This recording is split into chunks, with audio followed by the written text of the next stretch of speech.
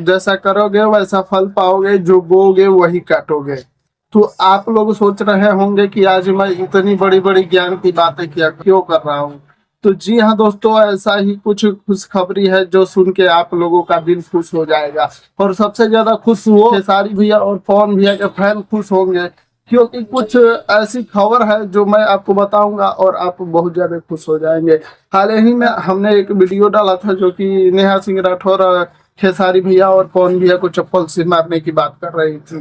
तो कुछ क्षण पहले एक तस्वीर आई है जिसमें नेहा सिंह राठौर को मियां खलीफा से तुलना की जा रही है। जी हाँ दोस्तों, आप देख सकते हैं ये तस्वीरें हैं जिनमें उनको मियां खलीफा से तुलना किया जा रहा है और वो आग बबूला हो चुकी है। तो इनकी करने का फल मिल चुका है। आइए हम आगे कुछ बात करते हैं। कुछ दिनों पहले इन्होंने गाया था यूपी में काबा, ये तस्वीर देख सकते हैं। तो मैं बता दूं कि यूपी में बहुत कुछ बा, बस तोहरा निहर लीचड़ औरत के छोड़ा के और अश्लीलता औरत के छोड़ा के। जैसा कि इनका हरकत है कि हमारे यहाँ ऐसा रिवाज नहीं है जो अपने यहाँ आप कर रही हैं कि अपने माँ बाप के खिलाफ जाके शादी रचाई, फिर आप सिगरेट पी रही हैं, अपने पति को इज्जत नहीं दे रही हैं। तो हमारे यहाँ की ऐसी माताएं बहनें नहीं करती है।